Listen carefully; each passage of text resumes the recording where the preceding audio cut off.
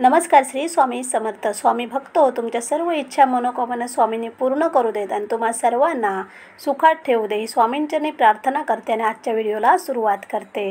तर आज स्वामींचे अतिशय सुंदर विचार ऐकूया. पत्रपुष्प फल तोय तो मी भक्त्या प्रयच्छामी तहम भक्त अश्नामी प्रयत्नामन.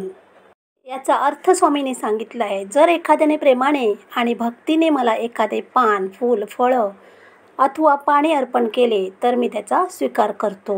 भगवंत भक्ताने दिलेले स्वीकारत नाही. ते काही भुकेले नाहीत. ते फक्त भक्तीचा स्वीकार करतात. म्हणून आपण केवळ भक्त व्हायला हवे. मग इतर सर्व योग्यता आपोआप येतील.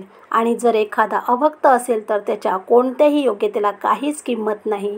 तो मानसिक स्तरावरच असल्यामुळे त्याच्यात कोणतेही चांगले गुण असू शकत नाही. ज्यावेळी आपण आपल्या इंद्रियांना तृप्त करण्याची इच्छा धरतो तेव्हा ते भौतिक जीवन होते.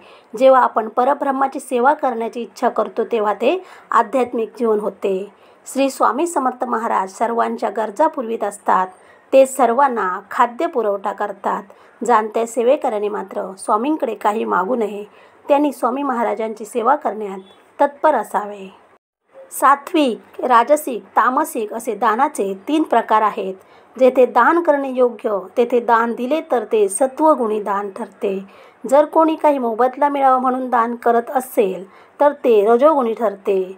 जर कोणी अयोग्य स्थळी व काळी अपात्र व्यक्तीला आदराशिवाय दान देत असेल तर ते तमोगुणी असते.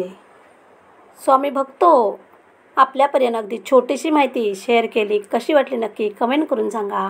आवडले असेल तर लाईक करा. इतर नातेवाईकांना तुमच्या शेअर करा. चॅनल नवीन असाल तर सबस्क्राईब करून बाजूला बेल आयकॉन क्लिक करा. आता आपण भेटूया अशाच एका नवीन माहितीसोबत. श्री स्वामी समर्थ. जय जय स्वामी समर्थ. धन्यवाद.